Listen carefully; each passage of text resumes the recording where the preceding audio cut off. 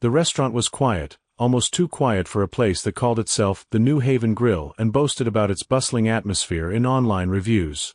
Clint Eastwood sat alone at a corner table near the window, his face shaded beneath the brim of his old brown hat. The sun spilled through the blinds in thin, golden stripes, cutting across the polished surface of the table and landing on the side of his weathered face. He glanced at the menu again, although he had already ordered nearly 20 minutes ago. A steak, medium rare, with a side of mashed potatoes and grilled asparagus. Simple. Classic. He never liked to complicate things, not in life, not in food. The waitress had nodded, scribbled something quickly onto her notepad, and walked off without much expression, which didn't bother him. He wasn't there for small talk. But now the silence was beginning to thicken, and the lack of movement in the restaurant started to tug at his instincts, the same instincts that had kept him alive through decades of film sets, interviews, politics, and real-world danger. Clint shifted slightly in his seat. His eyes, still sharp despite the years, flicked around the room. There were only a handful of other diners, each absorbed in their own worlds, one tapping through his phone, another chewing mindlessly while staring out the window. The staff was scarce. 2 waiters behind the counter, whispering about something. A cook visible through the half-open kitchen door, leaning against a counter, unmoving. No plates clattering, no orders being shouted. It wasn't right. Clint leaned back and exhaled slowly. Maybe the kitchen was backed up. Maybe they forgot. He didn't mind waiting, usually. Patience was something you earned with age. But there was something else now, a twinge, not of impatience, but of suspicion. The waitress hadn't returned even once. Not to refill his water, not to check in. It was like he'd become invisible the moment she left his table. He reached for the glass in front of him, only to realize it was still empty. He hadn't noticed before. Strange.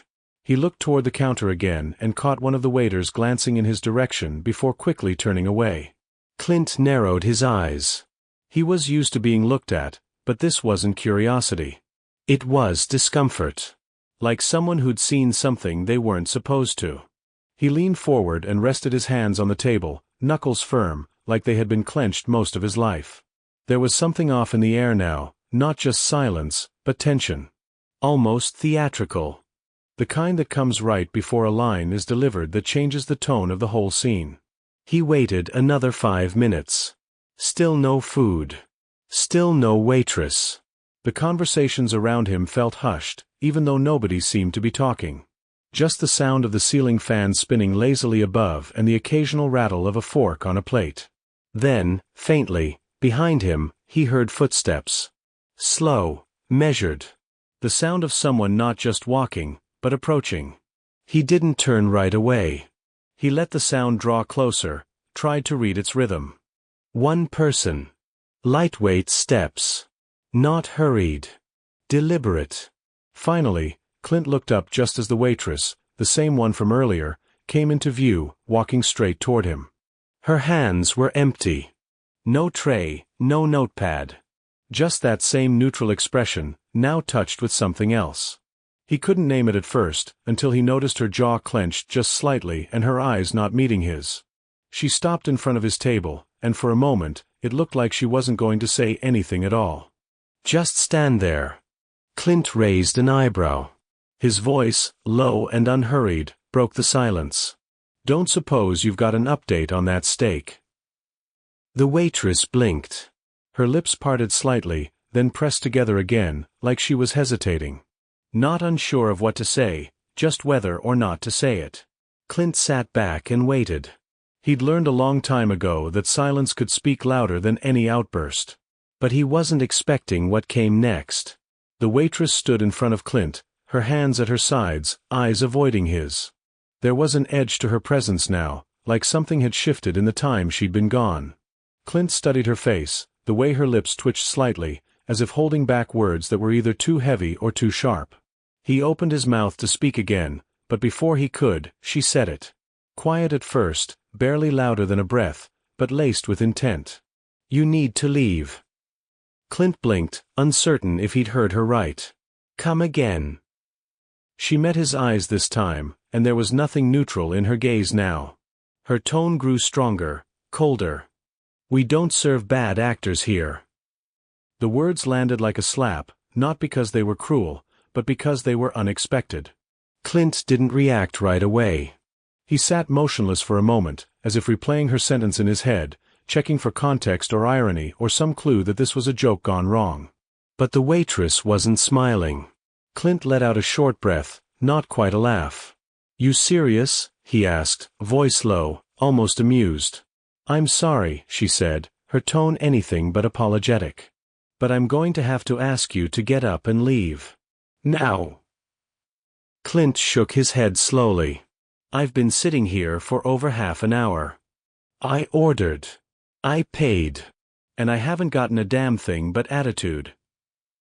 He looked around the restaurant, at the few scattered customers now pretending not to look. "This some kind of prank?" The waitress leaned closer, just slightly. "It's not a prank. It's policy. And you're not welcome here." Clint felt something shift inside him, an old heat, slow-burning and dangerous, something he thought he'd buried long ago. But he kept his voice steady. "Listen. I came in here, I ordered food, I didn't cause trouble. And you think you can just tell me to walk out without so much as an explanation? You think that's how this works?" She straightened, chin raised. "You can argue all you want. But if you don't leave right now, you're going to regret it." Clint stared at her. "Are you threatening me?" She didn't answer. Instead, she turned her head slightly toward the kitchen, gave a nod to someone out of sight, and looked back at him. Her face was calm now, too calm. Like she'd already decided how this would end. "You don't belong here," she said again, quieter this time, but with more weight. "People like you, washed-up tough guys, stuck in their own mythology, we've had enough of that. Go play cowboy somewhere else." Clint's jaw tightened. He wasn't used to this. Not the disrespect, not the dismissal, not being reduced to a caricature of himself by someone half his age who'd probably never watched a full movie without their phone in hand. He stood slowly, not in surrender, but in control. "You got no idea who you're talking to," he said, voice barely above a whisper. The waitress didn't flinch. "I know exactly who I'm talking to. That's the problem." Clint's hand brushed the edge of the table, fingers curled slightly. He wasn't going to lose it. Not here. Not for this. But something about her confidence, her coldness, it didn't sit right. It wasn't just about him. It felt rehearsed. Or worse, personal. "I'm not going anywhere," he said finally. "Not until I get what I paid for." The waitress tilted her head. "You want to make this difficult?" "I want you to do your job." Her smile was sudden and sharp. "Okay. But don't say I didn't warn you." And then her voice rose, not to him, but over him. "If he doesn't leave, someone's going to get hurt." The room went still. Clint could feel the air shift again. The low buzz of normalcy evaporated in an instant. The other diners stared now, no longer pretending. Behind the counter, one of the waiters stepped back, pulling a phone from his pocket. From the kitchen, heavy footsteps began to echo forward.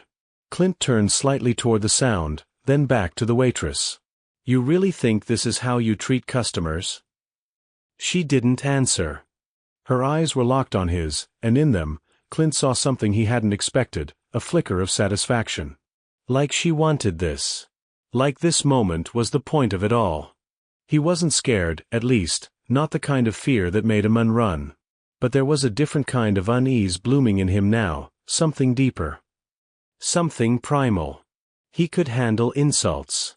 He could handle confrontation. But this orchestrated hostility, this strange performance with him as the target, it was new. It was wrong. And for the first time in a long time, Clint Eastwood felt truly unsure of what was coming next. Clint stood there for a long moment, weighing his options, the tension in the air thick enough to cut with a knife. He could feel his heartbeat picking up slightly, his breath shallow, but it wasn't from fear. It was something else, something more calculating. He wasn't going to back down. Not yet. He glanced around the room once more, eyes scanning the faces of the other diners. They all seemed to be watching him now, like spectators waiting for the inevitable drama to unfold. But Clint wasn't interested in playing their game. Slowly, he reached for his jacket, sliding it over his shoulders with a deliberate slowness that felt oddly defiant. The waitress watched him, a smile of cold satisfaction playing at the corners of her lips, as if she had already won. But Clint didn't care. He was already moving toward the door, each step deliberate, firm. He wasn't about to give her the satisfaction of a confrontation. He had dealt with far worse in his life, on sets and off, and this wasn't worth his time. As he stepped through the door, the cool evening air hit his face, cutting through the heat of the restaurant. The door swung shut behind him with a soft click. For a moment, he stood there, breathing in the night, his mind already moving past the incident, brushing it aside like an unimportant scene from a film he would never remember. But as his hand reached for the car door handle, he heard it, the sound of footsteps rushing toward him. He turned slightly, just in time to see two large figures emerge from the shadows. Security. They weren't wasting any time. One of them, a hulking man with a bald head and thick neck, came up to Clint with his hands raised as if to block his way. "You think this is a joke, old man?" the guard barked, his voice deep and full of authority. Clint didn't flinch. The other guard, a leaner but just as intimidating figure, stood back, arms crossed, watching Clint with cold, assessing eyes. Clint sized them up, not bothering to show the slightest hint of concern. "No joke," he replied calmly. "Just wasn't in the mood to eat your food tonight." The bald guard took a step closer, his face reddening with anger. "You think you can come in here and disrespect the place, disrespect her, and just walk away like nothing happened? You're not welcome here. If you ever show your face here again, we'll make sure it's the last time. Got it?" Clint paused, taking in the man's words, his gaze unwavering. He wasn't going to let them intimidate him. Not these two. He smiled, just slightly, the corner of his mouth turning up in a way that was more amused than anything else. "You think you can scare me?" he asked, his voice carrying the weight of someone who had seen and heard far worse threats in his time. The guard didn't reply immediately, but his posture stiffened, and Clint could see the muscles in his neck twitching as if he was preparing to pounce. But Clint wasn't in a rush. He wasn't going to let them control the situation. He was the one in charge now. "You really want to go down that road?" The second guard finally spoke, his voice colder, almost menacing. "You think we're just here for show? You don't know who you're messing with." Clint looked at him for a long moment, his smile still in place. "I've dealt with bigger men than you," he said, his tone almost casual, as if he was discussing the weather. "And you don't scare me either. So why don't you take your threats back inside and save them for someone who cares?" The bald guard stepped forward again, this time closer, chest puffed out like he was ready to fight. Clint stood his ground, unflinching. The night air was still, thick with tension, but Clint didn't feel the need to prove anything. He wasn't afraid. In fact, he almost felt pity for them. "You don't know who you're dealing with," the guard hissed, but Clint was already turning, walking past them with slow, deliberate steps. As he reached the car door, the bald guard called out again. "You think this is over? You think you can just walk away? If we ever see you again, it's not going to end well for you." Clint's hand froze on the door handle, but only for a second. Then, with a smooth motion, he opened the door and slid into the driver's seat. He looked up at the two men standing there, their faces twisted with anger and frustration. He gave them one last smile, nothing more than a faint curve of the lips, a gesture that was part amusement, part defiance. "I'll take my chances," he said, the words almost lazy. Then, without another word, he slammed the door shut and started the engine. The car roared to life, and with a sharp turn of the wheel, he drove off, leaving the two guards standing there in the street, fuming. As Clint sped down the road, his thoughts drifted away from the encounter, already distancing himself from the moment. It was over. He'd handled it. Nothing more to it. But as he glanced in the rearview mirror, the image of the two guards still burned into his mind. There was something off about the whole situation, something that didn't sit right. The encounter had been too strange, too personal, too orchestrated. He hadn't just been thrown out of a restaurant. There was something more to this, something deeper. And Clint Eastwood, even at his age, knew better than to ignore a feeling like that. Something told him this wasn't the last time he'd be hearing from the New Haven Grill. Days passed, and the encounter at the New Haven Grill began to feel like a fading echo, something that would eventually blend into the background of Clint Eastwood's life. But there was a part of him, something deep and instinctual, that couldn't let it go. The way the waitress had spoken to him, the coldness of the guards, the unsettling feeling that he'd been singled out for reasons beyond his behavior, it didn't sit right. It nagged at him like an itch he couldn't scratch. So, on a quiet evening, when the sun was just beginning to set and the world seemed calm and undisturbed, Clint found himself driving back toward the restaurant. His car glided through the streets as he approached the familiar corner. The New Haven Grill stood there, almost unchanged from his last visit, its neon sign flickering slightly in the twilight. But something felt different this time. The parking lot, usually bustling with activity, was almost empty. The windows, usually glowing with warm light from inside, now seemed dark, as if the place had been abandoned. Clint pulled his car into a space near the front door, his gaze fixed on the restaurant. He got out of the car slowly, his boots clicking against the pavement as he walked up to the entrance. He wasn't sure what he expected to find, but it wasn't this, an eerie stillness that felt off, almost like the calm before a storm. He reached for the door handle, but as his fingers brushed the glass, he heard voices. It wasn't from inside the restaurant, but from the street just beyond. Clint turned and saw 3 figures standing in a tight huddle on the sidewalk. The same trio of workers from before, the waitress and the 2 security guards. But this time, their demeanor was entirely different. They weren't standing in an aggressive, confrontational posture like the night he'd been thrown out. Instead, they looked deflated. The security guards were no longer in their uniforms, their shirts untucked, and the waitress, who had once looked so confident, now seemed small, her head lowered. They looked like people who had been caught in a storm they couldn't weather. Clint didn't move immediately. He stood there for a moment, watching them, his curiosity piqued. There was something about their posture that suggested defeat. He recognized the look, he'd seen it in the eyes of many who had crossed the wrong line in the past. And then, one of the security guards, the bald one, looked up and saw him. For a moment, his eyes widened in surprise, but quickly, his face twisted into something less welcoming. "What are you doing here?" he barked, the words sharp but lacking the venom they'd carried the last time. Clint didn't answer immediately. He took a few steps forward, his gaze moving from one face to the next.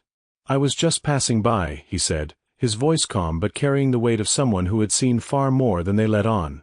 "But I couldn't help but notice that things seem different." The bald guard sneered. "Yeah, well, maybe that's none of your business." Clint raised an eyebrow. "Seems like it is now." The waitress took a step forward, her expression softer than it had been before, but still wary. "You don't get it, do you?" she asked quietly. "They fired us. All 3 of us. You were right. We weren't supposed to be here." Clint didn't say anything for a moment. He just looked at her, watching the weight of her words sink in. "Fired?" he asked finally, as if testing the reality of it. "Why?" The other guard, the lean one, let out a short laugh, but it didn't hold any humor. "You didn't think this was just about you, did you?" he asked, bitterness creeping into his voice. "That night, when you showed up, everything started to go to hell after that." The waitress nodded slowly. "You were just the tipping point. They started going over everything, the accounts, the books, the customer complaints. And it all came back to us. The owner. He found out about what we did to you." Clint's brow furrowed. "The owner? You mean, you were working for someone who actually cared about this place?" The guard's eyes darkened. He didn't care about the place, not really. But he cared about reputation. "And you, Clint, you're a hell of a reputation to mess with." The waitress looked at Clint now, her eyes filled with a strange mixture of regret and resignation. "You didn't know, but the owner. He's a friend of yours, isn't he?" Clint's face remained impassive. "A friend?" he repeated, his mind already working through the possibilities. "Who?" "Lance Cole," the waitress said softly. "You know him, right? From back in the day. He used to run with your crowd." Clint's heart skipped a beat as the name registered. Lance Cole. He hadn't heard that name in years. They'd crossed paths a long time ago, back in the days when Clint was just a rising star, making his way through the Hollywood circuit. Lance had been one of the few people Clint had actually trusted, someone who understood the business and the weight of it all. Clint had forgotten about him over the years, but now, hearing his name again, the pieces fell into place. Lance owned this restaurant. Clint's eyes shifted back to the three workers. So, he fired you, he asked slowly. Just like that. The bald guard snorted. He didn't just fire us. He made sure we were out on the street before we could pack up our stuff. Told us to get lost. Told us we'd embarrass the whole place, especially with what went down that night. The waitress, her voice quiet, added, Lance called it bad publicity, for him, for the restaurant. He said we were bad for business. Clint's expression softened just a fraction. He never liked seeing things go sideways, Clint muttered, almost to himself. He always wanted to keep things clean, neat. That's why we got along. He glanced at the three of them again, their defeated faces. They weren't bad people. They had made a mistake, sure, but who hadn't? Clint wasn't in the business of judging.